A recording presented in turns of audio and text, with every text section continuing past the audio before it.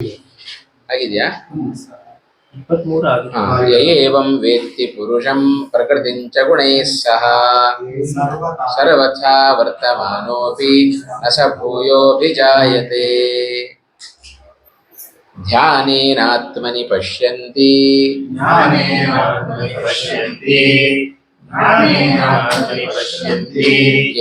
ಕೇಚಿದಾತ್ಮಾನಮಾತ್ಮನಃ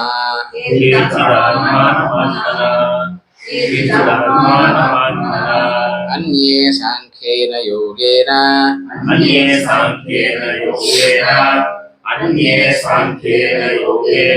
ಕರ್ಮಯೋಗೇನ ಚಾಪರೇ.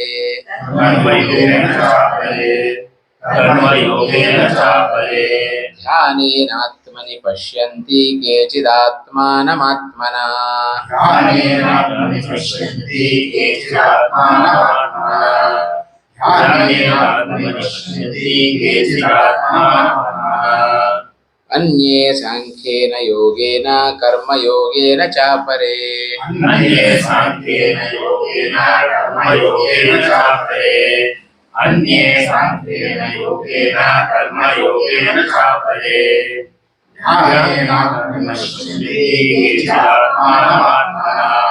ಅನ್ಯೇ ಸಾಂಖ್ಯೇನ ಯೋಗೇನ ಕರ್ಮಯೋಗೇನ ಚಾಪರೇ.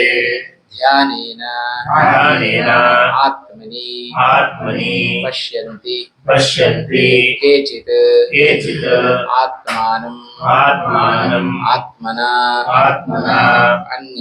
ಅನ್ಯೇ ಸಾಂಖ್ಯೇನ ಯೋಗೇನ ಕರ್ಮಯೋಗೇನ ಚ ಅಪರೇ.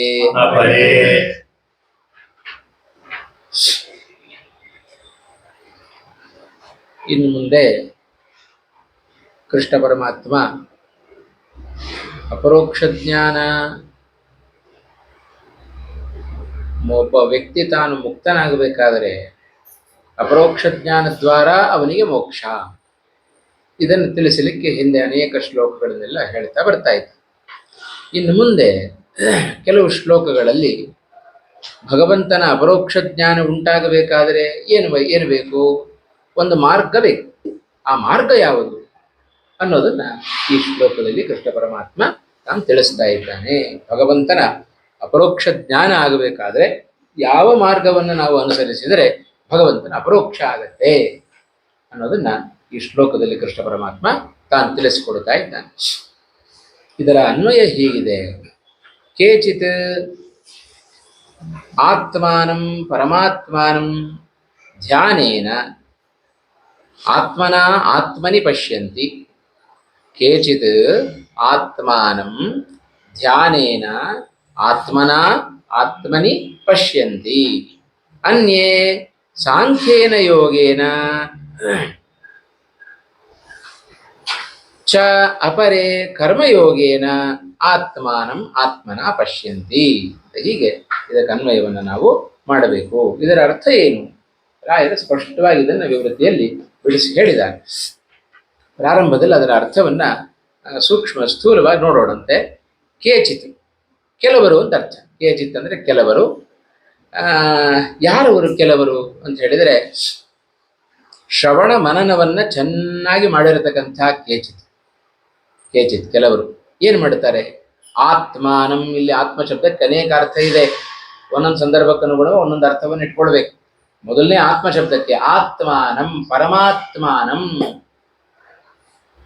ಶ್ರವಣ ಮನನವನ್ನ ಮಾಡಿರತಕ್ಕಂಥ ಕೆಲವರು ಆತ್ಮಾನಂ ಪರಮಾತ್ಮಾನಂ ಧ್ಯಾನದಿಂದ ಆತ್ಮನ, ಆತ್ಮ ಶಬ್ದಕ್ಕೆ ಮನಸ್ಸು ಅಂತ ಅರ್ಥ ಇದೆ, ಆತ್ಮ ಶಬ್ದಕ್ಕೆ ಮನಸ್ಸು ಅಂತ ಅರ್ಥ ಇದೆ, ದೇಹ ಅಂತ ಅರ್ಥ ಇದೆ, ಮನಸ್ಸಿನ ಜೊತೆ ಪರಮಾತ್ಮ ಅಂತ ಅರ್ಥ ಇದೆ, ಜೀವಾತ್ಮ ಅಂತ ಅರ್ಥ ಇದೆ. ಹೀಗೆ ಆತ್ಮ ಶಬ್ದಕ್ಕೆ ಅನೇಕ ಅರ್ಥಗಳಿದೆ. ಆದ್ದರಿಂದ ಕೆಲವರು ಪರಮಾತ್ಮನನ್ನ ಧ್ಯಾನದ ಮೂಲಕವಾಗಿ ಆತ್ಮನ ಮನಸ್ಸಿನಿಂದ, ಆತ್ಮನಿ ದೇಹದಲ್ಲಿ, ಒಂದೇ ಶ್ಲೋಕದಲ್ಲಿ ಆತ್ಮ ಶಬ್ದಕ್ಕೆ 3 ಅರ್ಥವನ್ನು ಹೇಳ್ತಾರೆ. ಮೊದಲನೇ ಆತ್ಮ ಶಬ್ದಕ್ಕೆ ಆತ್ಮಾನಂ ಪರಮಾತ್ಮಾನಂ, ಪರಮಾತ್ಮನನ್ನ ಆತ್ಮನ ಮನಸ್ಸಿನಿಂದ ಆತ್ಮನಿ ದೇಹದಲ್ಲಿ ಕಾಣ್ತಾರೆ ಅಂತ ಅರ್ಥ. ತಮ್ಮಲ್ಲಿ ತಾವು ಭಗವಂತನನ್ನ ಕಾಣೋದು ಹೇಗೆ ಅಂತ ಹೇಳಿದ್ರೆ, ಚೆನ್ನಾಗಿ ಶ್ರವಣ ಮನನ ಮುಗಿದಿದೆ, ಆಯ್ತಾ? ಶ್ರವಣ ಮನನವನ್ನು ಮುಗಿಸಿರ್ತಕ್ಕಂತಹ ಕೆಲವರು ತಮ್ಮ ಮನಸ್ಸಿನ ಮೂಲಕವಾಗಿ ತಮ್ಮಲ್ಲಿಯೇ ತಾವು ಭಗವಂತನನ್ನ ಕಾಣ್ತಾರೆ. ಇದು ಕೆಲವರ ಮಾರ್ಗ. ಕೆಲವರು ಈ ಮಾರ್ಗವನ್ನ ಅನುಸರಿಸ್ತಾರೆ. ಅವರು ಭಗವಂತನ ಅಪರೋಕ್ಷವನ್ನು ಪಡ್ಕೊಳ್ಬೇಕು ಅಂತಾದರೆ ಈ ಮಾರ್ಗವನ್ನು ಕೆಲವರು ಅನುಸರಿಸ್ತಾರೆ. ಎಲ್ಲರೂ ಇದೇ ಮಾರ್ಗವನ್ನು ಅನುಸರಿಸಲಿಕ್ಕೆ ಸಾಧ್ಯವಾ? ಇಲ್ಲ. ಒಬ್ಬೊಬ್ಬರ ಸಾಮರ್ಥ್ಯ ಒಂದೊಂದು ರೀತಿ. ಹಾಗಾದರೆ ಇದಕ್ಕಿಂತ ಕಡಿಮೆ ಸಾಮರ್ಥ್ಯವುಳ್ಳವರು ಯಾವ ಮಾರ್ಗ ಅನುಸರಿಸ್ತಾರೆ? ಅದನ್ನು ಮುಂದಿನ ಮಾತಲ್ಲಿ ಹೇಳುತ್ತಾರೆ. ಆಯ್ತಾ? ಅಂದರೆ ಯಾರಿಗೆ ಶಾಸ್ತ್ರಜನ್ಯವಾದ ಜ್ಞಾನ ಇಲ್ಲವೋ ಅವರೇನ್ ಮಾಡುತ್ತಾರೆ? ಶ್ರವಣವನ್ನು ಮಾಡಿ ಅವರು ಶ್ರವಣ ಮಾಡೋದಕ್ಕೆ ಮಾತ್ರ ಅವರು ಶಕ್ತರಾಗಲಿಕ್ಕೆ ಸಾಧ್ಯ. ಆಯ್ತಾ? ಸಾಂಖ್ಯೇನ ಯೋಗೇನ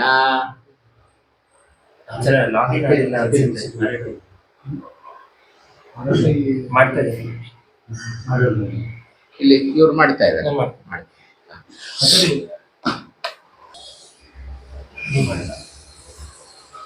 ಮುಂದಕ್ಕೆ ಹೋಗೋಣವಾ?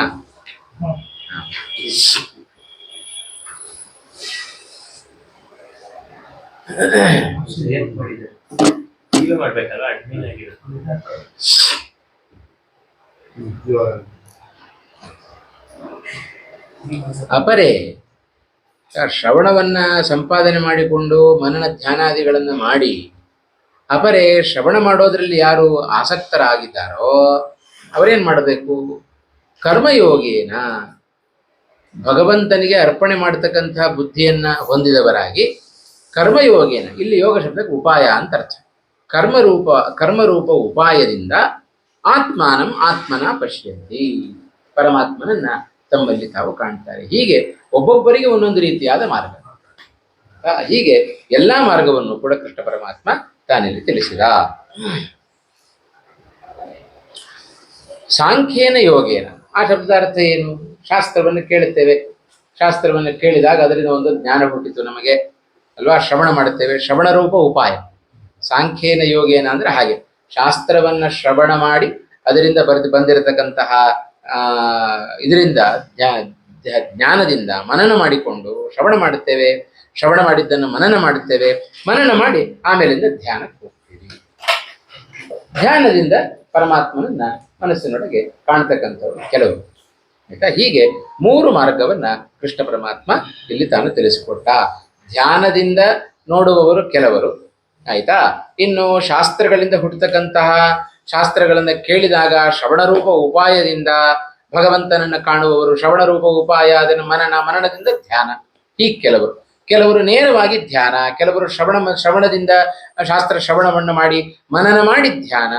ಇನ್ನು ಕೆಲವರು ಏನು ಮಾಡುತ್ತಾರೆ ಅಂತ ಹೇಳಿದ್ರೆ ಮೊದಲು ಕರ್ಮಗಳನ್ನು ಮಾಡುತ್ತಾರೆ. ಒಳ್ಳೆ ಕರ್ಮಗಳನ್ನು ಅನುಷ್ಠಾನ ಮಾಡೋದು. ಕರ್ಮಾನುಷ್ಠಾನ ಮಾಡಿದ್ರಿಂದ ಏನಾಗುತ್ತೆ? ಶ್ರವಣ ಮಾಡ್ಲಿಕ್ಕೆ ಅವರಿಗೆ ಸಾಧಕ ಆಗುತ್ತೆ. ಧ್ಯಾನ ಅದು ಸಾಮರ್ಥ್ಯ ಇಲ್ಲ ಅಂತಾದರೆ ಶ್ರವಣವನ್ನ ಮಾಡಿ ಆಮೇಲೆ ಮನನ ಮಾಡಿ ಆಮೇಲಿಂದ ಧ್ಯಾನದ ಮೂಲಕ. ಶ್ರವಣ ಮಾಡ್ಲಿಕ್ಕೂ ಯೋಗ್ಯತೆ ಇಲ್ಲ ಅಂತಂದ್ರೆ ಯೋಗ್ಯತೆ ಬರಸತ್ತೆ. ಯಾವುದರಿಂದ? ಕರ್ಮಯೋಗದಿಂದ. ಕರ್ಮರೂಪ ಉಪಾಯವನ್ನ ಒಳ್ಳೆ ಸಾಧನಾನುಷ್ಠಾನ ಮಾಡಿದರೆ, ಒಳ್ಳೆ ಯಜ್ಞ ಯಾಗಾದಿಗಳನ್ನು ಮಾಡೋದು, ಭಕ್ತಿಯಿಂದ ಪೂಜೆ ಮಾಡೋದು, ಇವೆಲ್ಲ ಮಾಡಿದರೆ ಶ್ರವಣಕ್ಕೆ ಅರ್ಹತೆ ಬರುತ್ತೆ. ಶ್ರವಣದಿಂದ ಮನನ, ಮನನದಿಂದ ಧ್ಯಾನ, ಧ್ಯಾನದ ಮೂಲಕವಾಗಿ ಭಗವಂತನನ್ನು ತಮ್ಮಲ್ಲಿ ತಾವು ಕಂಡುಕೊಳ್ತಾರೆ. ಹೀಗೆ ಭಗವಂತನ ಅಪರೋಕ್ಷಕ್ಕೆ, ಭಗವಂತನನ್ನು ಪಡೆಯೋದಕ್ಕೆ ಮಾರ್ಗ ಹೇಗಿದೆ ಅನ್ನೋದನ್ನ ಕೃಷ್ಣ ಪರಮಾತ್ಮ ಹೀಗೆ ತಾನು ಶ್ಲೋಕದಲ್ಲಿ ತಿಳಿಸಿಕೊಟ್ಟ ಅಂತ ಸ್ಥೂಲವಾಗಿ ಇದನ್ನು ನೋಡಿ ವಿವೃತ್ತಿಯ ಮೂಲಕ ನೋಡೋದಾದ್ರೆ,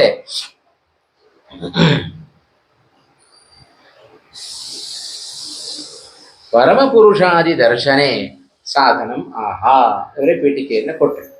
ಪರಮಪುರುಷನಾದ ಭಗವಂತನನ್ನ ನೋಡ್ಲಿಕ್ಕೆ, ದರ್ಶನೆ ಅಂದ್ರೆ ದರ್ಶನ ವಿಷಯ, ಸಾಧನಂ ಆಹಾ ಅವನನ್ನು ನೋಡ್ಲಿಕ್ಕೆ ಏನಪ್ಪಾ ಸಾಧನ? ಅದನ್ನ ಈ ಶ್ಲೋಕದಲ್ಲಿ ಹೇಳ್ತಾ ಇದ್ದಾನೆ. ಧ್ಯಾನೇನೇತಿ ಅಂತ ಅದನ್ನು ಪ್ರತೀಕ ಗ್ರಹಣ ಮಾಡಿದರು ಅಲ್ವಾ?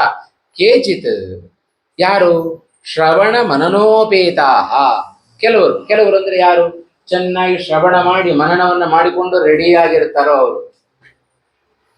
ಕೇಚಿತ್ ಆಯ್ತಾ? ಶ್ರವಣ ಮನನೋಪೇತಾಹ ಧ್ಯಾನೇನ ಆತ್ಮನ ಬುದ್ಧಿಯ ಆತ್ಮಾನಂ ಭಗವಂತಂ ಆತ್ಮನಿ ದೇಹೆ ಪಶ್ಯಂತಿ ಅಲ್ವಾ? ಸ್ಪಷ್ಟವಾಗಿ ಅರ್ಥ ಬರೀತಾ ಇದ್ದಾರೆ. ಇನ್ನು ಕೆಲವರು ಯಾರವರು? ಸಾಂಖ್ಯೇನ ಯೋಗೇನ ವೇದೋಕ್ತ ಭಗವತ್ ಸ್ವರೂಪ ಅಪರೋಕ್ಷ ಜ್ಞಾನೇನ, ವೇದದಲ್ಲಿ ಹೇಳಿರತಕ್ಕಂತಹ ಭಗವಂತನ ಭಗವತ್ ಸ್ವರೂಪ ಅಪರೋಕ್ಷ ಜ್ಞಾನೇನ ಅಂದರೆ ಚೆನ್ನಾಗಿ ಶ್ರವಣ ಮಾಡಿ ಮನನ ಮಾಡಿ ಆಮೇಲಿಂದ ಧ್ಯಾನಕ್ಕೆ ಹೋಗ್ತಕ್ಕಂಥವ್ರು. ಧ್ಯಾನೇನ ಚ ಇತ್ಯನುಷಜ್ಯತೆ, ಅಲ್ಲಿ ಧ್ಯಾನೇನ ಅಂತ ಇಟ್ಕೊಳ್ಬೇಕು. ಭಗವಂತನನ್ನ ತಮ್ಮಲ್ಲಿ ತಾವು ಕಾಣ್ತಾರೆ ಅಂತ ಹೇಳಿದ್ರೆ ಮನನ ಮಾಡಿದ ಕೂಡಲೇ ಮೋಕ್ಷ ಸಿಗೋದಿಲ್ಲ. ಮನನದಿಂದ ಧ್ಯಾನ ಬೇಕು, ಮನನದಿಂದ ಧ್ಯಾನ ಬೇಕು. ಅದನ್ನೇ ಇಲ್ಲಿ ಧ್ಯಾನೇನ ಇತ್ಯನುಷಜ್ಯತೆ, ಧ್ಯಾನೇನ ಎಂಬುದಾಗಿ ಅದನ್ನು ಇಟ್ಕೊಳ್ಬೇಕು ಅಂತ ಅರ್ಥ. ಇಟ್ಕೊಳ್ಬೇಕು, ಅನುಷಜ್ಯತೆಯಿಂದ ಅನುಸರಿಸಲ್ಪಡುತ್ತೆ. ಏನು ಧ್ಯಾನೇನ ಕಿಂ ಆತ್ಮಾನಂ ಪಶ್ಯಂತಿ, ಪರಮಾತ್ಮನನ್ನು ಅವರು ಕಾಣುತ್ತಾರೆ. ಇನ್ನು ಅಪರೇ ಶ್ರವಣಾದಿಹೀನಾಹ, ಶ್ರವಣ ಮಾಡೋದಕ್ಕೂ ನನಗೆ ಸಾಮರ್ಥ್ಯ ಇಲ್ಲಪ್ಪ, ಆ ಅರ್ಹತೆ ಇನ್ನು ನನಗೆ ಬರಲಿಲ್ಲ ಅಂತ ಹೇಳಿದರೆ ಅಂಥ ವ್ಯಕ್ತಿಗಳು ಏನದು ಶ್ರವಣಾದಿಹೀನಾಹ ಕರ್ಮಯೋಗೇನ ಚ, ಕರ್ಮಯೋಗ ಶಬ್ದಕ್ಕೆ ಕರ್ಮರೂಪ ಉಪಾಯೇನ, ಆಯ್ತಾ, ಒಳ್ಳೆಯ ಸಾಧನೆಗಳನ್ನು ಮಾಡಿ ಕರ್ಮವನ್ನು ಅನುಷ್ಠಾನ ಮಾಡಿ ಸಾಂಖ್ಯೇನ ಚೆನ್ನಾಗಿ ಶ್ರವಣ ಮಾಡಿ ಶಾಸ್ತ್ರ ಶ್ರವಣಗಳನ್ನು ಮಾಡಿ ಮನನ ಮಾಡಿಕೊಂಡು ಧ್ಯಾನೇನ ಚ ಇತ್ಯನುಷಜ್ಯತೆ, ಇದರಲ್ಲಿ ಎರಡನ್ನು ಇಟ್ಕೊಳ್ಬೇಕು, ಸಾಂಖ್ಯೇನ ಧ್ಯಾನೇನ. ಆದರೆ ಒಂದರಿಂದ ಅಲ್ಲ, ಶ್ರವಣ ಮಾಡ ಕರ್ಮಾನುಷ್ಠಾನದಿಂದ ಶ್ರವಣ ಮಾಡುವಿಕೆ, ಶ್ರವಣದಿಂದ ಮನನ, ಮನನದಿಂದ ಧ್ಯಾನ, ಅವೆರಡನ್ನು ಸೇರಿಸ್ಕೊಳ್ಬೇಕು. ಇದರ ಜೊತೆಗೆ ಕರ್ಮೋಪಾಯದಿಂದ ಶ್ರವಣವನ್ನು ಮಾಡಿ ಮನನದಿಂದ ಧ್ಯಾನದಿಂದ ತನ್ನಲ್ಲಿ ತಾನು ಭಗವಂತನನ್ನ ಕಾಣುತ್ತಾನೆ. ಹೀಗೆ ಎಲ್ಲರಿಗೂ ಒಂದೇ ಮಾರ್ಗ ಅಲ್ಲ, ಒಬ್ಬೊಬ್ಬರಿಗೆ ಒಂದೊಂದು ರೀತಿಯಾದ ಮಾರ್ಗವನ್ನ ಕೃಷ್ಣ ಪರಮಾತ್ಮ ತನ್ನನ್ನು ಕಾಣುವ ಬಗೆ ಹೇಗೆ. ಯಾಕೆ ಒಂದೇ ಮಾರ್ಗ ಇರಬಾರದಾ? ಯೋಗ್ಯತೆಗಳು ಭಿನ್ನ ಭಿನ್ನ ಆದ್ದರಿಂದ ಅವರವರ ಸಾಧನ ಅನುಷ್ಠಾನವೂ ಭಿನ್ನ ಆಗುತ್ತೆ, ಮಾರ್ಗವೂ ಕೂಡ ಭಿನ್ನ ಆಗುತ್ತೆ. ಎಲ್ಲರಿಗೂ ಒಂದೇ ರೀತಿಯಾದ ಸಾಮರ್ಥ್ಯ ಅಲ್ಲ. ಬಹಳ ಚೆನ್ನಾಗಿ ಮುಂದೆಲ್ಲ ವಿವರಣೆ ಕೊಡ್ತಾರೆ. ಒಂದೇ ಮಾರ್ಗ ಎಲ್ಲಿಂದ ಪ್ರಾರಂಭ ಮಾಡ್ತೀರಿ ಅದೇ ಎಲ್ಲಿಂದ ಪ್ರಾರಂಭ ಮಾಡ್ತೀರಿ, ಕರ್ಮಾನುಷ್ಠಾನ ಮಾಡ್ರಿ. ತುಂಬಾ ಕೆಳಗಡೆ ಇರೋನು ಅಲ್ಲಿಂದ ಮಾಡ್ತಾರೆ, ತುಂಬಾ ಉತ್ತಮ ಹಾಗೆ ನೇರವಾಗಿ ಧ್ಯಾನದಿಂದಲೇ ಪಡ್ಕೊಳ್ತಾರೆ. ಒಬ್ರು ಧ್ಯಾನದಿಂದ ಶುರು ಮಾಡಿದ್ದಾರೆ ಅಂತಂದ್ರೆ ಅವ್ರು ಹಿಂದೆ ಕರ್ಮ ಮಾಡಿ ಅಲ್ಲಿಂದ ಹಿಂಗೆ ಬಂದಿರ್ಲಬಹುದು. ಯಾಕೆಂದ್ರೆ ಧ್ಯಾನಕ್ಕೆ ನೇರವಾಗಿ ಹೋಗ್ಲಿಕ್ಕೆ ಆಗೋದಿಲ್ಲ. ಆದ್ರೆ ಕೆಲವರಿಗೆ ಸಾಮರ್ಥ್ಯ ಇದೆ, ಆಯ್ತಾ. ದೊಡ್ಡ ದೊಡ್ಡ ಮುಂದೆಲ್ಲ ಹೇಳ್ತಾರೆ, ಇಲ್ಲೇ ಹೇಳ್ತಾರೆ, ದೊಡ್ಡ ದೊಡ್ಡ ನಾರದಾದಿ ಋಷಿಗಳಿಗೆ, ಇತರ ದೇವತೆಗಳಿಗೆ ಸ್ವಪ್ರತಿಭಯ ಸ್ವಾಭಾವಿಕ ಸಾಮರ್ಥ್ಯದಿಂದ ಶ್ರವಣ ಮನನವನ್ನು ಮಾಡಿ ಅವರು ಧ್ಯಾನಕ್ಕೆ ಹೋಗ್ಬೇಕಾಗಿಲ್ಲ, ನೇರವಾಗಿ ಧ್ಯಾನಕ್ಕೆ ಹೋಗ್ಬೋದು. ಆಲ್ರೆಡಿ ಅವರಲ್ಲಿ ಎಲ್ಲ ಸಿದ್ಧ ಆಗ್ಬಿಟ್ಟಿರುತ್ತೆ. ಪ್ರತ್ಯೇಕ ಮನುಷ್ಯರಿಗೆ ಈ ರೀತಿ ಹೌದೌದು, ಮನುಷ್ಯೋತ್ತಮರು ಅಂತಲೇ ಅರ್ಥ. ಅವರಿಗೆ ಇದೇ ಕ್ರಮ, ಆಯ್ತಾ. ಈಗ ಹೇಳ್ತಾರೆ ಪೂರ್ಣ ವಿವರ ಇದರಲ್ಲಿ ಬರುತ್ತೆ, ಈ ಶ್ಲೋಕದಲ್ಲಿ ಮುಂದಿನ ಶ್ಲೋಕದಲ್ಲಿ ಅಷ್ಟು ಪೂರ್ತಿ ಮಾಡಿಕೊಂಡೆ ಅದಿದೆ ಅಂತ ಅರ್ಥ. ಆ ಸ್ಟೆಪ್ ಹತ್ತಿನೇ ಬರ್ಬೇಕು. ಸಾಂಖ್ಯೇನ ಜ್ಞಾನೇನ ಶಾಸ್ತ್ರಜನಿತ ಶ್ರವಣೇನ, ಶಾಸ್ತ್ರಜನಿತವಾದ ಜ್ಞಾನದ ಶ್ರವಣ ಇದೆಯಲ್ಲ ಅದನ್ನ ಮಾಡಿ ಆಮೇಲೆ ಮನನ, ಆಮೇಲಿಂದ ಧ್ಯಾನ, ಆಯ್ತಾ. ನೋಡ್ರಿ ಅದರ ಒಟ್ಟು ಕನ್ಕ್ಲೂಷನ್, ಆಯ್ತಾ. ಒಟ್ಟು ಅದರ ಉಪಸಂಹಾರವನ್ನು ಮಾಡ್ತಾ ಇದ್ದಾರೆ ಕೊನೆ ಎರಡು ವಾಕ್ಯದಲ್ಲಿ. ಧ್ಯಾನೇ ಅಶಕ್ತಾನಾಂ ಸಾಂಖ್ಯ ಸಂಪಾದನ ದ್ವಾರ, ಯಾರಿಗೆ ನೇರವಾಗಿ ಧ್ಯಾನ ಮಾಡ್ಲಿಕ್ಕೆ ಸಾಧ್ಯ ಇಲ್ವೋ ಅವರೇನು ಮಾಡಬೇಕು, ಸಾಂಖ್ಯ ರೂಪ ಉಪಾಯದಿಂದ ಸಾಂಖ್ಯ ಸಂಪಾದನ ದ್ವಾರ ಧ್ಯಾನ ಸಂಪಾದನೇನ, ಆಮೇಲಿಂದ ಅವರು ಧ್ಯಾನವನ್ನು ಸಂಪಾದನೆ ಮಾಡಬೇಕು. ತತ್ರಾಪ್ಯಶಕ್ತಾನಾಂ, ತತ್ರಾಪಿ ಅಂದ್ರೆ ಸಾಂಖ್ಯೇ ಅಶಕ್ತಾನಾಂ ಕರ್ಮೋಪಾಯೇನ, ಏನು ಕರ್ಮ, ಕರ್ಮೋಪಾಯೇನ ಶ್ರವಣಾದಿ ಸಂಪಾದನೇನ ಆತ್ಮದರ್ಶನಂ ಇತಿ ಅವಸ್ಥಾಭೇದಂ ಆಶ್ರಿತ್ಯ ಅರ್ಥಃ ಭಾಷ್ಯೇ ಉಕ್ತಃ. ಸ್ಪಷ್ಟವಾಗಿ ಅದೇ ಸಾಧು ಕರ್ಮ, ಒಳ್ಳೆ ಸಾಧು ಕರ್ಮ ಅಂದ್ರೆ ಒಳ್ಳೆ ಕರ್ಮ ಅಂತ ಅರ್ಥ, ಸತ್ಕರ್ಮ, ಆಯ್ತಾ. ಸತ್ಕರ್ಮ ಅನುಷ್ಠಾನವನ್ನ ಮಾಡಿದರೆ ಅದರಿಂದ ಲಬ್ಧವಾಗೋದು ಭಗವಂತನ ಪ್ರಸಾದ. ಭಗವತ್ ಪ್ರಸಾದ ನಮಗೆ ಸಿಗಬೇಕು ಅಂತಾದ್ರೆ ಸತ್ಕರ್ಮ ಮಾಡಬೇಕು ಅಲ್ವಾ. ಆ ಸತ್ಕರ್ಮದಿಂದ ನಮಗೆ ಭಗವಂತನ ಅತ್ಯರ್ಥ ಪ್ರಸಾದ ಆಗುತ್ತೆ. ಅದರಿಂದ ನಮಗೆ ಹುಟ್ಟತಕ್ಕಂಥದ್ದು ಶ್ರವಣ ಮನನ ಧ್ಯಾನಗಳು. ಅದರಿಂದ ನಮಗೆ ಹುಟ್ಟತಕ್ಕಂಥದ್ದು ಶ್ರವಣ ಅಲ್ವಾ. ಸತ್ಕರ್ಮಾನುಷ್ಠಾನದಿಂದ ಶ್ರವಣ ಯೋಗ್ಯತೆ. ಚೆನ್ನಾಗಿ ಶ್ರವಣ ಮಾಡಿದರೆ ಮನನ ಮಾಡಬಹುದು. ಮನನ ಚೆನ್ನಾಗಾದ್ರೆ ಧ್ಯಾನ ಪಕ್ವ ಆಗತ್ತೆ. ಹೀಗೆ ಅರ್ಥ ಆಯ್ತಾ ಇವಾಗ? ಇದು ಮಾರ್ಗ.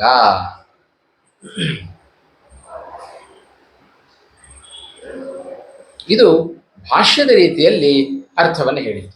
ಆಯ್ತಾ? ಇನ್ನೊಂದು ಸ್ವಲ್ಪ ವಿಶೇಷ ಹೇಳ್ತಾರೆ ತಾತ್ಪರ್ಯದಲ್ಲಿ. ಗೀತಾ ತಾತ್ಪರ್ಯದಲ್ಲಿ ಹೇಳುವಾಗ ಶ್ರೀಮದಾಚಾರ್ಯರು ಇನ್ನೊಂದು ಸ್ವಲ್ಪ ವಿಶೇಷವನ್ನು ಹೇಳುತ್ತಾರೆ. ಏನದು? ತಾತ್ಪರ್ಯೇತು ಕೇಚಿತ್ ಋಷಯ. ಕೆಲವು ಋಷಿಗಳಿದ್ದಾರೆ. ಕೇಚಿತ್ ಅನ್ನುಶಕ್ಕೆ ಋಷಯ, ಕೇಚಿತ್ ಋಷಯ. ಅವರೇನು ಮಾಡುತ್ತಾರೆ?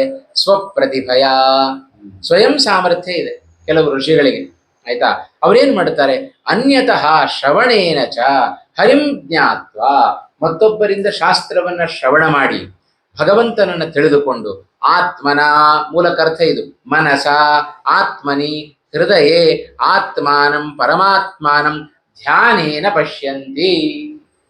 ಇನ್ನು ಕೆಲವರು ಏನು ಮಾಡುತ್ತಾರೆ? ಕೆಲವು ಋಷಿಗಳು, ರಾಜ ಋಷಿಗಳು ಅಥವಾ ಮಹರ್ಷಿಗಳು ಅವರೆಲ್ಲ ಮತ್ತೊಬ್ಬರ ಮೂಲಕ ಭಗವಂತನನ್ನ ಚೆನ್ನಾಗಿ ಅವನ ಗುಣಗಳನ್ನ ಅವನ ಮಹಿಮೆಗಳನ್ನ ಶ್ರವಣ ಮಾಡಿ ಭಗವಂತನನ್ನ ತಿಳಿದುಕೊಂಡು ಆತ್ಮನ ನಾಮ ಮನಸ, ಮನಸ್ಸಿನಿಂದ ಭಗವಂತನನ್ನ ಅವರು ಧ್ಯಾನದ ಮೂಲಕ ಅವರು ಮನಸ್ಸಿನಲ್ಲಿ ಭಗವಂತನನ್ನ ಕಾಣುತ್ತಾರೆ.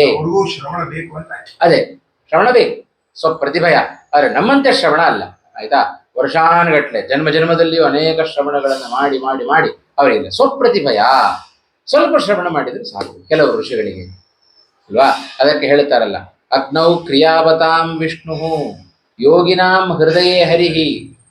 ನಿರಂತರ ಅಗ್ನಿ ಕಾರ್ಯ ಮಾಡುವವನಿಗೆ ಅಗ್ನಿಯಲ್ಲಿ ಭಗವಂತನನ್ನು ಕಾಣುವ ಯೋಗ್ಯತೆ. ಯೋಗಿನಾಂ ಹೃದಯೇ ಹರಿಹಿ. ಕರ್ಮಯೋಗಿನಾಂ ನಿರಂತರ ಹೋಮ ಹವನಗಳನ್ನು ಮಾಡತಕ್ಕಂಥ ವ್ಯಕ್ತಿಗಳು ಅವ್ರ ಅಗ್ನಿಯಲ್ಲಿ ಕಂಡ್ರೆ ಕಣ್ಣು ಮುಚ್ಕೊಂಡು ತಪಸ್ ಮಾಡೋನು ಅವನು ಅಗ್ನಿಯಲ್ಲಿ ಕಾಣಬೇಕು ಅಂತ ಹೇಳಿದ್ರೆ ಅವನಿಗಲ್ಲ. ಅವನಲ್ಲಿ ಭಗವಂತನನ್ನು ಕಾಣಬೇಕು, ಹೃದಯದಲ್ಲಿ ಭಗವಂತನನ್ನು ಕಾಣಬೇಕು. ಪ್ರತಿಮಾಸು ಅಪ್ರಬುದ್ಧಾನ. ನಮ್ಮಂಥ ಅಜ್ಞಾನಿಗಳಿದ್ದೇವಲ್ಲ ನಾವೆಲ್ಲ ಪ್ರತಿಮಾಸು, ಪ್ರತಿಮೆಗಳಲ್ಲಿ ಭಗವಂತನನ್ನು ಕಾಣಬೇಕು. ಸರ್ವತ್ರ ವಿದಿತಾತ್ಮನ, ಸರ್ವಜ್ಞರಾದವರು ಎಲ್ಲಾ ಕಡೆಗಳಲ್ಲಿಯೂ ಕೂಡ ಭಗವಂತನನ್ನು ಕಾಣ್ತಾರೆ. ನಮಗೆಲ್ಲ ಕಡೆ ಭಗವಂತನ ಕಾಣುವುದಿಲ್ಲ. ಈ ಬಾಗಿಲು ಕಾಣುವ ಪ್ರತಿಯೊಂದು ಜಡ ಪದಾರ್ಥಗಳಲ್ಲಿ ಭಗವಂತ ಕಾಣುವುದಿಲ್ಲ. ನಮಗೆ ಭಗವಂತ ಕಾಣೋದಿಲ್ಲಿ ಪ್ರತಿಮೆಗಳಲ್ಲಿ ಮಾತ್ರ. ಅದರಿಂದಲೇ ಸಿದ್ಧ ಆಗತ್ತೆ ನಾವೆಲ್ಲ ಅಜ್ಞರು ಅಂತ ಅಲ್ವಾ. ಹಾಗೆ ಯೋಗಿನಾಂ ಹೃದಯೇ ಹರಿಹಿ. ಯೋಗಿಗಳು ತಮ್ಮ ಹೃದಯದಲ್ಲಿ ಭಗವಂತನನ್ನ ಕಾಣ್ತಾರೆ. ಕರ್ಮಯೋಗಿಗಳು ಕರ್ಮದಲ್ಲಿ ಅಗ್ನಿಯಲ್ಲಿ ಭಗವಂತನನ್ನ ಕಾಣ್ತಾರೆ. ಹೀಗೆ ಅವರವರ ಯೋಗ್ಯತೆಗೆ ಅನುಗುಣವಾಗಿ ಮಾರ್ಗವನ್ನೆಲ್ಲ ಸೂಚನೆ ಮಾಡುತ್ತಾ ಇದ್ದಾನೆ ಕೃಷ್ಣ ಪರಮಾತ್ಮ. ತಾತ್ಪರ್ಯದಲ್ಲಿ ಹೇಳಿದ ಕೆಲವೊಂದು ವಿಶೇಷಗಳನ್ನ ಈ ಶ್ಲೋಕದಲ್ಲಿ ಹೇಳ್ತಾ ಇದ್ದಾರೆ ನೋಡಿ. ಸ್ವಪ್ರತಿಭಯ ಅನ್ಯತಃ ಶ್ರವಣೇನ ಚ. ಒಂದ ಸ್ವಪ್ರತಿಭೆ, ಆಯ್ತಾ? ಇಲ್ಲದೆ ಹೋದ್ರೆ ಮತ್ತೊಬ್ಬರ ಮೂಲಕ ಶ್ರವಣ. ಇವುಗಳನ್ನ ಮಾಡಿ ಭಗವಂತನನ್ನ ತಿಳಿದುಕೊಂಡು ಆತ್ಮನ ಮನಸ ಆತ್ಮನಿ ಹೃದಯೇ ಆತ್ಮಾನಂ ಪರಮಾತ್ಮಾನಂ ಧ್ಯಾನೇನ ಪಶ್ಯಂತಿ. ಅಂದರೆ ಸಾಕ್ಷಾತ್ಕಾರ ಪಡಿಸಿಕೊಳ್ಳುತ್ತಾರೆ ಅಂತ ಅರ್ಥ. ಭಗವಂತನ ತಮ್ಮ ಮನಸ್ಸಿನಲ್ಲಿ ಭಗವಂತನ ಸಾಕ್ಷಾತ್ಕಾರವನ್ನು ಪಡ್ಕೊಳ್ತಾರೆ. ಇನ್ನು ಕೇಚಿತ್ ಇತ್ಯುಕ್ತ್ಯ ಅನ್ಯೇ. ಇನ್ನು ಕೆಲವು ಋಷಿಗಳಿದ್ದಾರೆ, ನಾರದರೇ ಮೊದಲಾಗಿರತಕ್ಕಂಥ ಮಹಾ ಋಷಿಗಳು. ಅವರೆಲ್ಲ ಬಹಿರಪಿ ಪಶ್ಯಂತಿ ಇತಿ ಸೂಚಿತಂ. ಕೇವಲ ಮನಸ್ಸಿನಲ್ಲಿ ಮಾತ್ರ ಅಲ್ಲ. ಕೆಲವು ಋಷಿಗಳು ತಮ್ಮ ಮನಸ್ಸಿನಲ್ಲಿ ಭಗವಂತನನ್ನು ಕಾಣಿಕೊಡುತ್ತಾರೆ. ಆದರೆ ನಾರದರಂಥ ಮಹರ್ಷಿಗಳು ಕೇವಲ ಮನಸ್ಸಿನಲ್ಲ, ಬಹಿರಪಿ ಹೊರಗಡೆಯೂ ಕೂಡ ಭಗವಂತನನ್ನು ಕಾಣುವ ಯೋಗ್ಯತೆ ನಾರದಾದಿ ಋಷಿಗಳಿಗೆ. ಅಲ್ಲ, ಒಂದು ಮಾತಿದೆಯಲ್ಲ, ಋಷಯೋಂತ ಪ್ರಕಾಶಾಹ ಅಂತ ಒಂದು ಮಾತಿದೆ. ಋಷಯ ಅಂತಃಪ್ರಕಾಶಾಹ. ಎಲ್ಲ ಋಷಿಗಳು ಕೂಡ ಒಳಗಡೆ ಅವರು ಭಗವಂತನನ್ನು ಕಾಣುವವರು ಅಂತ ಪ್ರಸಿದ್ಧವಾದ ಮಾತಿದೆ. ಇದೇನಿದು ನಾರದರು ಹೊರಗಡೆ ಕಾಣ್ತಾರೆ ಅಂತ ಹೇಳ್ತಾ ಇದ್ದೀರಲ್ಲ ಅಂದ್ರೆ ಆ ಮಾತಿಗೆ ಸ್ವಲ್ಪ ಸಂಕೋಚ ಮಾಡ್ರಿ. ಋಷಿಗಳು ಅಂತ ಹೇಳಿದ್ರೆ ನಾರದಂಥ ಮಹಾ ಋಷಿಗಳನ್ನ ಬಿಟ್ಟು ಅಂತ ಅರ್ಥ. ಇವರಂಥ ಮಹರ್ಷಿಗಳು ಹೊರಗಡೆಯೂ ಭಗವಂತನನ್ನ ಕಾಣುವ ಯೋಗ್ಯತೆ ಉಳ್ಳವರು ಯಾರೋ ಅಂಥವರನ್ನ ಬಿಟ್ಟು ಉಳಿದೆಲ್ಲ ಋಷಿಗಳು ಕೂಡ ಹೃದಯದಲ್ಲಿ ಭಗವಂತನನ್ನ ಕಾಣುವವರು ಅಂತ ಅದಕ್ಕೆ ನಾವು ಅರ್ಥವನ್ನು ಮಾಡಬೇಕು. ಕೇಚಿತ್ ಇತ್ಯುಕ್ತ್ಯ ಮೂಲದಲ್ಲಿ ಏನು ಕೇಚಿತ್ ಅಂತ ಹೇಳಿದ್ದಾನಲ್ಲ ಕೃಷ್ಣ ಪರಮಾತ್ಮ, ಅಲ್ಲಿ ಏನದು ಕೇಚಿತ್ ಇತ್ಯುಕ್ತ್ಯ ಅನ್ಯೇ ಆ ಕೇಚಿತ್ ಅನ್ನೋದ್ರಿಂದ ಅನ್ಯೇ ಕೆಲವರು. ಯಾರವರು ಕೆಲವರು? ನಾರದಾದ್ಯಾಹ ಋಷಯಸ್ತು ಬಹಿರಪಿ ಪಶ್ಯಂತೀತಿ ಸೂಚಿತಂ. ಇದನ್ನು ಕೂಡ ಸೂಚನೆ ಮಾಡಿದ ಹಾಗಾಯಿತು. ಕೇಚಿದ್ ಋಷಯಃ ನಾರದಾದ್ಯಾಹ ಬಹಿಸ್ತ್ವಪಿ ಇತಿ ಸ್ಮೃತೆ. ಒಂದು ಸ್ಮೃತಿ ವಾಕ್ಯ ಏನು ಹೇಳುತ್ತಾ ಇದೆ? ಕೇಚಿದ್ ಋಷಯಃ, ಆಯ್ತಾ, ಕೆಲವು ಋಷಿಗಳು. ಯಾರವರು? ನಾರದರೇ ಮೊದಲಾಗಿರತಕ್ಕಂಥ ಋಷಿಗಳು. ಬಹಿಸ್ತ್ವಪಿ, ಹೊರಗಡೆಯೂ ಭಗವಂತನನ್ನು ಕಾಣ್ತಾರೆ. ಸ್ಪಷ್ಟವಾಗಿ ಸ್ಮೃತಿ ವಾಕ್ಯ ಅದನ್ನು ಸ್ಪಷ್ಟಪಡಿಸ್ತಾ ಇದೆ. ಋಷಯೋಂತಃ ಪ್ರಕಾಶಾಹ ಇತಿ ಸೂತ್ರ ಭಾಷ್ಯೋಕ್ತ ಶ್ರುತಿಸ್ತು. ಸೂತ್ರದ ಭಾಷ್ಯದಲ್ಲಿ ಶ್ರೀಮದ್ ಆಚಾರ್ಯರು ಹೇಳಿದ ಶ್ರುತಿ ಏನ್ ಹೇಳುತ್ತಾ ಇದೆ? ನಾರದಾದಿ ಅನ್ಯ ವಿಷಯ ಇತಿ ಜ್ಞಾತವ್ಯಂ. ನಾರದರನ್ನ ಬಿಟ್ಟು ಉಳಿದವರನ್ನು ಹೇಳ್ತಾ ಇದೆ ಎಂಬುದಾಗಿ ಆ ಶ್ರುತಿಗೆ ಸ್ವಲ್ಪ ಅರ್ಥ ಸಂಕೋಚ ಮಾಡಬೇಕು. ಎಲ್ಲಾ ಋಷಿಗಳು ಅಂತ ಅರ್ಥ ಅಲ್ಲ. ನಾರದರೇ ಮೊದಲಾಗಿರತಕ್ಕಂಥ ಮಹರ್ಷಿಗಳನ್ನ ಬಿಟ್ಟು ಉಳಿದೆಲ್ಲ ಋಷಿಗಳು, ಅಂದರೆ ಸಾಧಾರಣ ಋಷಿಗಳು, ಮಧ್ಯಮ ಋಷಿಗಳು ಅಥವಾ ಅಧಮ ಋಷಿಗಳು. ಅಧಮ ಋಷಿಗಳು ಅಂತ ಹೇಳಿದ್ರೆ ಸಾಧನೆಯಲ್ಲಿ ಕರ್ಮಾನುಷ್ಠಾನ ಕಡಿಮೆ ಇರುವವರು ಅಂತ ಅಷ್ಟೇ ಅರ್ಥ. ಅಧಮರು ಅಂದ್ರೆ ನೀಚರು ಅಂತ ಅರ್ಥ ಅಲ್ಲ. ಮತ್ತೆ ಸಾಧನಾನುಷ್ಠಾನದಲ್ಲಿ ಕಡಿಮೆ ಇರತಕ್ಕಂಥವ್ರು, ಸಾಧನಾನುಷ್ಠಾನ ಸ್ವಲ್ಪ ಜಾಸ್ತಿ ಮಾಡಿರೋರು, ಸಾಧನಾನುಷ್ಠಾನ ಬಹಳ ಜಾಸ್ತಿ ಮಾಡಿರೋರು, ಇದರನ್ನ ಉತ್ತಮ, ಮಧ್ಯಮ, ಅಧಮ ಅಂತ ಹೀಗೆ ನಾವು ವಿಭಾಗವನ್ನು ಮಾಡುತ್ತೇವೆ. ಅಂಥ ಋಷಿಗಳನ್ನ ನಾವಿಟ್ಕೊಳ್ಬೇಕು. ಅನ್ಯೇ, ಮತ್ತಿನ್ನು ಉತ್ತರಾರ್ಧದಲ್ಲಿ ಮತ್ತೊಂದು ಅನ್ಯ ಶಬ್ದವನ್ನು ಕೊಟ್ಟಿದ್ದಾನೆ ಕೃಷ್ಣ ಪರಮಾತ್ಮ. ಅನ್ಯ ಅಂದ್ರೆ ದೇವಾಸ್ತು, ಆಯ್ತಾ, ಸಾಂಖ್ಯೇನ ಯೋಗೇನ ಸ್ವಪ್ರತಿಭಾಕ್ಯ ಜ್ಞಾನರೂಪ ಉಪಾಯೇನ. ಸಾಂಖ್ಯೇನ ಯೋಗೇನ ಅಂತ ಹೇಳಿದ್ರೆ ತಮ್ಮ ಸ್ವಯಂ ಪ್ರತಿಭೆ, ಆಯ್ತಾ, ಅದರ ಸ್ವಪ್ರತಿಭಾಕ್ಯ, ಸ್ವಯಂ ಪ್ರತಿಭಾರೂಪವಾಗಿರತಕ್ಕಂತಹ ಜ್ಞಾನರೂಪ ಉಪಾಯದಿಂದ ಏನು ಮಾಡುತ್ತಾರೆ? ಧ್ಯಾನೇನ ವಿನೈವ. ಧ್ಯಾನವೂ ಬೇಕಾಗಿಲ್ಲ ಕೆಲವು ದೇವತೆಗಳಿಗೆ. ಏನ್ ಮಾಡುತ್ತಾರೆ? ವಿಷ್ಣು ಪ್ರಸಾದ ಲಬ್ಧ ಸ್ವಪ್ರತಿಭಾಖ್ಯ ಜ್ಞಾನೇನ. ಭಗವಂತನ ಅತ್ಯರ್ಥ ಪ್ರಸಾದ. ಅವರೆಲ್ಲ ದೇವತೆಗಳನ್ನ ಜಾತಾಪರೋಕ್ಷಿಗಳು ಅಂತ ಕರಿತೇವೆ ನೋಡ್ರಿ ಅಲ್ವಾ. ಅಪರೋಕ್ಷ ಜ್ಞಾನ ಹಾಗೆ ಹುಟ್ಟುಬಿಟ್ಟಿರ್ತಾರೆ ಅವರೆಲ್ಲ ಮಹಾನ್ ದೇವತೆಗಳು. ಆಗಿರಬೇಕಾದ್ರೆ ಅವರ ಧ್ಯಾನದಿಂದ ಜ್ಞಾನವನ್ನು ಸಂಪಾದನೆ ಮಾಡಬೇಕಾಗಿಲ್ಲ. ಸ್ವಯಂ ಸ್ವಪ್ರತಿಭೆಯಿಂದ ಅವರಿಗೆ ಜ್ಞಾನ ಸಿದ್ಧ ಆಗಿರುತ್ತೆ. ಅದರ ಮೂಲಕವಾಗಿ ಜ್ಞಾನ ಬಂದದ್ದು ಹೇಗೆ? ಭಗವಂತನ ಅತ್ಯರ್ಥ ಪ್ರಸಾದದಿಂದ ಬಂದ ಜ್ಞಾನ. ಆಯ್ತಾ? ಅದನ್ನೇ ಇಲ್ಲಿ ಹೇಳುವಾಗ ಸ್ವಪ್ರತಿಭಾಕ್ಯ ಜ್ಞಾನ ರೂಪ ಉಪಾಯೇನ ಧ್ಯಾನೇನ ವಿನಾಯೇವ ವಿಷ್ಣು ಪ್ರಸಾದ ಲಬ್ಧ. ಭಗವಂತನ ಪ್ರಸಾದದಿಂದ ಲಬ್ಧವಾದ ಸ್ವಪ್ರತಿಭಾಕ್ಯ ಜ್ಞಾನೇನ ಬಹಿರಂತಶ್ಚ ವಿಷ್ಣು ಪಶ್ಯಂತಿ ಇತ್ಯರ್ಥ. ನಾರದಾದಿ ಮಹರ್ಷಿಗಳು ಮಾತ್ರವಲ್ಲದೆ ಇಂಥ ದೊಡ್ಡ ದೊಡ್ಡ ದೇವತೆಗಳು ಕೂಡ ಬಹಿಹಿ ಅಂತಶ್ಚ, ತಮ್ಮಿಂದ ಹೊರಗಡೆ ಮತ್ತು ಒಳಗಡೆ ಎರಡು ಕಡೆಯಲ್ಲಿಯೂ ಕೂಡ ಭಗವಂತನನ್ನು ಕಾಣುವ ಯೋಗ್ಯತೆ ಇಂಥ ದೇವತೆಗಳಿಗೆ ಉಂಟು. ಅಪರೇ, ಇನ್ನೂ ಕೆಲವರಿದ್ದಾರೆ. ಯಾರವರು? ಕ್ಷತ್ರಿಯ ವರಾಹ ರಾಜಾನಹ. ಇದೆಲ್ಲ ಮಹರ್ಷಿಗಳ ವಿಚಾರ ಹೇಳಿದರು. ಇನ್ನು ರಾಜಋಷಿಗಳು, ಕ್ಷತ್ರಿಯ ವರರು, ಅವರನ್ನು ರಾಜಋಷಿಗಳು ಅಂತ ಕರೀತಾರೆ. ವಿಶ್ವಾಮಿತ್ರ, ಹರಿಶ್ಚಂದ್ರ, ಇವರೇ ಮೊದಲಾಗಿರತಕ್ಕಂಥ ಎಲ್ಲ ವ್ಯಕ್ತಿಗಳು ಕೂಡ ಎಲ್ಲ ರಾಜಋಷಿಗಳು. ರಾಜರಲ್ಲಿ ಋಷಿಗಳು ಅಂದ್ರೆ ಶ್ರೇಷ್ಠರು ಅಂತ ಅರ್ಥ. ಶ್ರೇಷ್ಠವಾದ ರಾಜಋಷಿಗಳು, ರಾಜರು. ಅವರೆಲ್ಲ ಏನು ಮಾಡುತ್ತಾರೆ? ಆಯ್ತಾ? ಅಪರೇ ಕ್ಷತ್ರಿಯ ವರಾಹ ರಾಜಾನಹ ಕರ್ಮಯೋಗೇನ ಅಶ್ವಮೇಧಾದಿ ಕರ್ಮರೂಪ ಉಪಾಯೇನ. ಆಯ್ತಾ? ಹಿಂದಿನ ಭಾಷ್ಯದ ಪ್ರಕಾರ ಆದರೆ ಸಾಧು ಕರ್ಮಾನುಷ್ಠಾನೇನ, ನಾವು ಮಾಡೋ ಸಣ್ಣ ಪುಟ್ಟ ಪೂಜೆ, ಇದನ್ನ ಹೇಗೆ ಬೇಕಾದ್ರೂ ಮಾಡಬಹುದು. ಹೌದಾ ಇಲ್ಲ? ಒಂದು ದಾವಳಿ ಉಟ್ಕೊಂಡು ಕೂತು ಬಿಟ್ರೆ ಮುಗಿದಾಯ್ತು. ಸುಮ್ಮನೆ ಕಣ್ಣು ಮುಚ್ಕೊಂಡು ಕೂತ್ರೆ ಮುಗಿದಾಯ್ತು, ಪೂಜೆ ಆಗೋಗ್ಬಿಡುತ್ತೆ. ಅಶ್ವಮೇಧ ಯಾಗ ಮಾಡ್ರಿ ನೋಡೋಣ, ಸಾಧ್ಯವಾದು. ಮನೆಯಲ್ಲಿ ಒಂದು ಶ್ರಾದ್ದ ಮಾಡ್ಲಿಕ್ಕೆ ಆಗೋದಿಲ್ಲ. ಒಂದು ಸಣ್ಣ ಪವಮಾನ ಹೋಮ ಮಾಡೋಣ ಅಂದ್ರೆ ಆಗೋದಿಲ್ಲ ನಿಮಗೆ. ಅದು ನೀನು ಅಶ್ವಮೇಧ ಯಾಗ ಮಾಡ್ಲಿಕ್ಕೆ ಸಾಧ್ಯವೋ? ನಮ್ಮಂಥವರ ಯೋಗ್ಯತೆ ಅಲ್ಲ. ಕ್ಷತ್ರಿಯ ವರಾಹ ಅನ್ಯೇ ಕೇಚನ ಕ್ಷತ್ರಿಯ ವರಾಹ ರಾಜಋಷಯ. ಅವರೇನು ಮಾಡುತ್ತಾರೆ? ಕರ್ಮೋಪಾಯೇನ ಅಂದ್ರೆ ಅಶ್ವಮೇಧಾದಿ ಕರ್ಮರೂಪ ಉಪಾಯೇನ, ಅಂಥ ದೊಡ್ಡ ದೊಡ್ಡ ಅಶ್ವಮೇಧ ಯಾಗಗಳನ್ನು ಮಾಡಿ ಶ್ರವಣೇನ ಸ್ವಪ್ರತಿಭೆಯ. ಅನೇಕ ಜನ ಪಂಡಿತರನ್ನು ಇಟ್ಕೊಂಡಿರ್ತಾರೆ. ಅದಕ್ಕೆ ಆಸ್ಥಾನ ಪಂಡಿತರಂತೆಲ್ಲ ಇದು ಹಿಂದೆ ಇದ್ದದ್ದು. ಅವರೆಲ್ಲ ದೊಡ್ಡ ದೊಡ್ಡ ಯಾಗಗಳನ್ನು ಮಾಡಿ ಆ ಶ್ರವಣ ಮಾಡೋದಕ್ಕೆ ಯೋಗ್ಯತೆಯನ್ನು ಪಡ್ಕೊಳ್ತಾ ಇದ್ರು ರಾಜಋಷಿಗಳು. ಕೂತ್ಕೊಂಡು ಶ್ರವಣ ಮಾಡಬೇಕು. ಯುದ್ಧ ಮಾಡ್ಲಿಕ್ಕಿಲ್ಲವೋ ಮಾಡು, ಭೋಗದಲ್ಲೇ ಕಾಲ ಕಳಿಬೇಡ, ಬಾ ಶ್ರವಣ ಮಾಡು. ಅದಕ್ಕೋಸ್ಕರ ಆಸ್ಥಾನದಲ್ಲೆಲ್ಲ ಹಿಂದಿನ ಕಾಲದಲ್ಲಿ ವಿದ್ವಾಂಸರನ್ನ ಪೋಷಣೆ ಮಾಡ್ತಾ ಇದ್ರು ರಾಜರುಗಳು. ಹಾಗಾಗಿ ಶ್ರವಣೇನ ಸ್ವಪ್ರತಿಭಯಾಚ ನಿತ್ಯಂ ಭಗವಂತಂ ಸ್ಮರಂತಹ. ಯಾವಾಗಲೂ ಅವರ ಮೂಲಕ, ವಿದ್ವಾಂಸರ ಮೂಲಕ ಅವರು ನಿರಂತರ ಶ್ರವಣ ಮಾಡಿ, ಶಾಸ್ತ್ರ ಶ್ರವಣ ಮಾಡಿ ಭಗವಂತನನ್ನ ಸ್ಮರಣೆ ಮಾಡಿಕೊಳ್ತಾ ಇದ್ರು. ಅಥವಾ ಅಶ್ವಮೇಧಾದಿ ಯಜ್ಞ ಕರ್ಮ ಕಾಲೇ ಯಜ್ಞ ಭಾಗಾರ್ಥಂ ಆಗತಂ ಆತ್ಮಾನಂ ಪಶ್ಯಂತಿ ಇತ್ಯರ್ಥ. ಇಷ್ಟೆಲ್ಲ ಶ್ರವಣ ಮಾಡಿ ಏನ್ ಮಾಡ್ತಾ ಇದ್ರು? ಯಾಗ ಮಾಡ್ತಾ ಇರ್ತಾರಲ್ಲ, ಯಾಗವನ್ನು ಸ್ವೀಕಾರ ಮಾಡಲಿಕ್ಕೆ ಅಶ್ವಮೇಧವೇ ಮೊದಲಾದ ಯಾಗವನ್ನು ಸ್ವೀಕಾರ ಮಾಡುವಾಗ ಅದರಲ್ಲಿ ಆಹುತಿಗಳನ್ನು ಸ್ವೀಕಾರ ಮಾಡ್ಲಿಕ್ಕೆ ಸ್ವಯಂ ಭಗವಂತ ಬರ್ತಾನೆ. ಆ ಯಾಗದಲ್ಲಿ ಆಹುತಿಯನ್ನು ಸ್ವೀಕಾರ ಮಾಡಲಿಕ್ಕೆ ಬಂದ ಭಗವಂತನನ್ನ ಇವರು ಸಾಕ್ಷಾತ್ಕಾರ ಪಡಿಸಿಕೊಳ್ತಾರೆ. ಅಗ್ನೌ ಕ್ರಿಯಾವತಾಂ ವಿಷ್ಣು.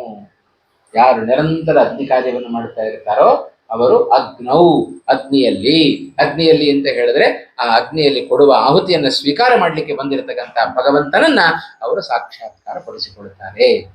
ಹೀಗೆ ದೇವತೆಗಳು, ಋಷಿಗಳು, ಕ್ಷತ್ರಿಯವರ ರಾಜಋಷಿಗಳು, ಹೀಗೆ ಮಹರ್ಷಿಗಳು, ತಾತ್ಪರ್ಯದ ಪ್ರಕಾರ ಮಹರ್ಷಿಗಳು, ನಾರದಾದಿ ಋಷಿಗಳು, ಅಥವಾ ಕೆಲವು ಉತ್ತಮ ದೇವತೆಗಳು, ಜೊತೆಗೆ ಕ್ಷತ್ರಿಯ ವರರು. ಹೇಗೆ ಕರ್ಮ, ಧ್ಯಾನ, ಶ್ರವಣಾದಿಗಳ ಮೂಲಕ, ಕರ್ಮೋಪಾಯದ ಮೂಲಕ ಹೇಗೆ ಭಗವಂತನನ್ನು ಸಾಕ್ಷಾತ್ಕಾರ ಪಡಿಸಿಕೊಳ್ಳುತ್ತಾರೆ ಅಂತ ಎರಡು ಮಾರ್ಗವನ್ನ, ಭಾಷ್ಯದ ರೀತಿಯಲ್ಲಿ ಒಂದು ಮಾರ್ಗ, ತಾತ್ಪರ್ಯದ ರೀತಿಯಲ್ಲಿ ಒಂದು ಮಾರ್ಗವನ್ನು ಶ್ರೀಮದ್ ಆಚಾರ್ಯರು ತೋರಿಸಿ, ಈ ಮಾರ್ಗದಲ್ಲಿ ಹೋದರೆ ಮಾತ್ರ ನಮಗೆ ಭಗವಂತನ ಅಪರೋಕ್ಷ ಸಾಧ್ಯ. ಈಗ ಹಿಂದೆ ಹೇಳಿದಾಗ ಋಷಿಗಳು ಯಜ್ಞ ಮಾಡುವಾಗ ಹಿಂದೆ ಅಲ್ಲ, ಈ ಅರ್ಥದಲ್ಲೇ ಹೇಳಿದ್ದೇವೆ, ಗೀತಾ ತಾತ್ಪರ್ಯದಲ್ಲಿ ಅದನ್ನು ಉಲ್ಲೇಖ ಮಾಡಿದ್ದು. ಅವರು ಯಜ್ಞದಲ್ಲಿ ಭಗವಂತನ ಕಾಣ್ತಾರೆ. ಇಲ್ಲಿ ಕ್ಷತ್ರಿಯರನ್ನು ಯಜ್ಞದಲ್ಲೇ ಕ್ಷತ್ರಿಯರಿಗೆ ಹೇಳಿದ್ದು ಅಲ್ವಾ? ಕೊನೆಯ ವಾಕ್ಯ ನೋಡ್ರಿ, ಕ್ಷತ್ರಿಯವರಾಹ ರಾಜಾನಃ ಕರ್ಮಯೋಗೇನ ಅಶ್ವಮೇಧಾದಿ ಕರ್ಮರೂಪ ಉಪಾಯೇನ ಶ್ರವಣೇನ ಸ್ವಪ್ರತಿಭಯಾಚ, ಶ್ರವಣ ಮಾಡಿ ಅಥವಾ ಸ್ವಪ್ರತಿಭಯಾಚ, ಅದರ ಜೊತೆಗೆ ಸ್ವಯಂ ಪ್ರತಿಭೆ, ಆಯ್ತಾ, ನಿತ್ಯಂ ಭಗವಂತಂ ಸ್ಮರಂತಹ, ಯಾವಾಗಲೂ ಭಗವಂತನನ್ನ ಸ್ಮರಣೆ ಮಾಡುತ್ತಾ, ಅಶ್ವಮೇಧಾದಿ ಯಜ್ಞ ಕರ್ಮ ಕಾಲೇ, ಅಶ್ವಮೇಧವೇ ಮೊದಲಾದ ಯಜ್ಞಗಳನ್ನು ಮಾಡುವ ಸಮಯದಲ್ಲಿ ಯಜ್ಞ ಭಾಗಾರ್ಥಂ, ಯಜ್ಞದ ಭಾಗವನ್ನು ಸ್ವೀಕಾರ ಮಾಡಬೇಕು ಅಂತ ಬಂದಿರತಕ್ಕಂತಹ ಆಗತಂ ಆತ್ಮಾನಂ ಪರಮಾತ್ಮಾನಂ ಅಪಶ್ಯಂತಿ ಇತ್ಯರ್ಥ. ಕೇ ಪಶ್ಯಂತಿ? ಕ್ಷತ್ರಿಯವರಾಹ, ಕ್ಷತ್ರಿಯ ಶ್ರೇಷ್ಠಾಃ ಏವಂ ಪರಮಾತ್ಮಾನಂ ಆತ್ಮನಿ ಪಶ್ಯಂತಿ ಅಂತ. ಹೀಗೆ ಅದಕ್ಕೆ ಬೇರೆ ಬೇರೆ ವಿಭಾಗಗಳನ್ನು ನಾವು ಮಾಡಿಕೊಡ್ಬೇಕು. ಶ್ರವಣ ಪ್ರತಿಭೆಯೋ ಅಲ್ಪತ್ವಾದ ಅತ್ರ ಅನುಕ್ತಿ, ಆಯ್ತಾ. ಹಾಗಾದರೆ ಇವರಿಗೆ ಶ್ರವಣ ಮತ್ತೆ ಪ್ರತಿಭೆ ಇವೆಲ್ಲ ಬೇಡೇನು ಅಂತ ಹೇಳಿದ್ರೆ, ಯಾಕಂದ್ರೆ ನೇರವಾಗಿ ಇವರು ಯಜ್ಞ ಕರ್ಮ ಕಾಲದಲ್ಲಿ ಭಗವಂತನನ್ನು ಸಾಕ್ಷಾತ್ಕಾರ ಪಡಿಸ್ಕೊಂಡ್ಬಿಡ್ತಾರೆ ಅಂತ ಇಷ್ಟೇ ಹೇಳಿಬಿಟ್ರೆ, ಶ್ಲೋಕದಲ್ಲಿ ಹೇಳಲಿಲ್ಲಲ್ಲ ಅಂತ ಹೇಳಿದ್ರೆ ಎರಡು ಅಲ್ಪ, ಹೆಚ್ಚಿನ ಅವಶ್ಯಕತೆ ಇಲ್ಲ. ಯಾರು ಕರ್ಮಯೋಗಿಗಳೋ ಅವರಿಗೆ ಇದರ ಅವಶ್ಯಕತೆ ಹೆಚ್ಚಿಲ್ಲ. ಹಾಗಾಗಿ ಅದನ್ನು ಸ್ವಲ್ಪ ಗೌಣ ಮಾಡಿಕೊಂಡು ಅದನ್ನ ಹೇಳದೇನೆ ನೇರವಾಗಿ ಇದನ್ನೇ ಉಲ್ಲೇಖ ಮಾಡ್ತಾ ಇದ್ದಾರೆ ಅಲ್ವಾ. ಯಾವುದು ಪ್ರಧಾನವೋ ಅದನ್ನು ಅಷ್ಟನ್ನ ಹೇಳಿದ್ರೆ ಸಾಕು ಅನ್ನೋ ಅಭಿಪ್ರಾಯ ಇದೆ.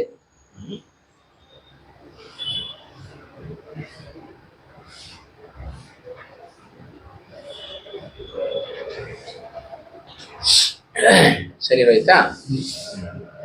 ಚೆನ್ನಾಗಿದೆ ಶ್ಲೋಕ ಅಲ್ವಾ. ಆದ್ದರಿಂದ ನಾವೆಲ್ಲ ಹೇಗೆ ಸಾಧನೆ ಮಾಡಬೇಕು ಅನ್ನೋದಕ್ಕೆ ಉತ್ತಮವಾಗಿರತಕ್ಕಂಥ ಮಾತನ್ನು ಶ್ರೀಮದ್ ಆಚಾರ್ಯರ ಮೂಲಕ, ಆಚಾರ್ಯರ ಮಾತಿನ ಹಿನ್ನೆಲೆಯಲ್ಲಿ ರಾಯರು ಹೇಳಿದ ಮಾತಿನ ಮೂಲಕ ಇಷ್ಟಂಶವನ್ನು ನಾವು ತಿಳ್ಕೊಳ್ಳಿಕ್ಕೆ ಸಾಧ್ಯತೆ ಇದೆ. ಇಷ್ಟಂಶವನ್ನು ಅರ್ಥ ಮಾಡಿಕೊಂಡು ಅನ್ಯೇತ್ಯವೇವ ಮಜಾನಂತಹ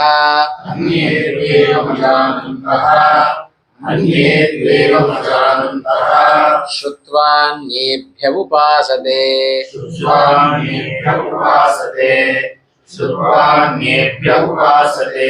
ಯೇಪಿ ಚಾತಿತರಂತ್ಯೇವ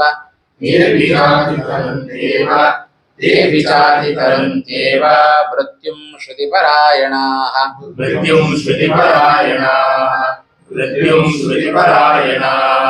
ಅನ್ಯೇತ್ವೇವ ಮಜಾನಂತಹ ಶ್ರುತ್ವಾನ್ಯೇಭ್ಯ ಉಪಾಸತೆ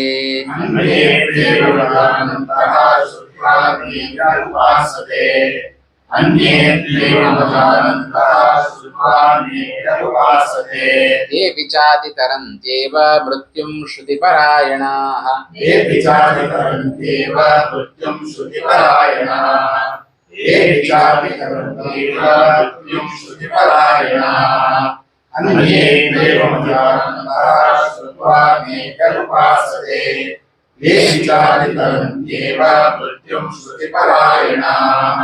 अन्ये तु एवम् अजानन्तः श्रुत्वा अन्येभ्यः उपासते ते अपि च अतितरन्ति एव मृत्युं श्रुतिपरायणाः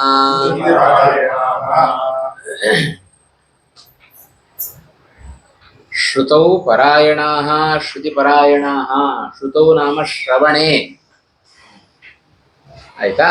ಇನ್ನು ಈ ಶ್ಲೋಕದಲ್ಲಿ ಇದನ್ನು ಹೇಳ್ತಾ ಇದ್ದಾರೆ. ಇವಾಗ ಹಿಂದೆ ಕ್ಷತ್ರಿ ಮಹರ್ಷಿಗಳನ್ನು ತಿಳಿಸಿದರು, ರಾಜರ್ಷಿಗಳನ್ನು ತಿಳಿಸಿದರು, ದೇವತೆಗಳನ್ನು ತಿಳಿಸಿದರು. ಅವರೆಲ್ಲ ಯಾವ ಮಾರ್ಗದಲ್ಲಿ ಭಗವಂತನ ಅಪರೋಕ್ಷವನ್ನು ಪಡ್ಕೊಳ್ಳುತ್ತಾರೆ. ಇನ್ನು ಮನುಷ್ಯೋತ್ತಮರ ಕಥೆ ಏನು, ಮನುಷ್ಯರ ಕಥೆ ಏನು, ಅವರು ಯಾವ ಮಾರ್ಗದಲ್ಲಿ ಭಗವಂತನನ್ನು ಕಂಡುಕೊಳ್ಳಬಹುದು ಅಂತ ಈ ಶ್ಲೋಕದಲ್ಲಿ ಕೃಷ್ಣ ಪರಮಾತ್ಮ ತಾನು ಉಲ್ಲೇಖವನ್ನು ಮಾಡುತ್ತಾ ಇದ್ದಾನೆ. ಅನ್ಯೇತು ಏವಂ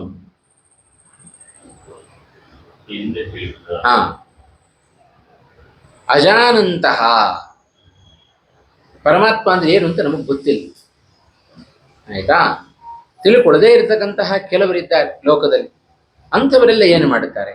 ಅನ್ಯೇಭ್ಯ ಶ್ರುತ್ವ, ಮತ್ತೊಬ್ಬರಿಂದ ಪರಮಾತ್ಮನನ್ನ ತಿಳಿದುಕೊಂಡು, ಯಾರು ಜ್ಞಾನಿಗಳಿರ್ತಾರೆಯೋ ಅವರ ಮೂಲಕ ಪರಮಾತ್ಮ ಅಂದ್ರೆ ಏನು ಅಂತ ತಿಳ್ಕೊಂಡು.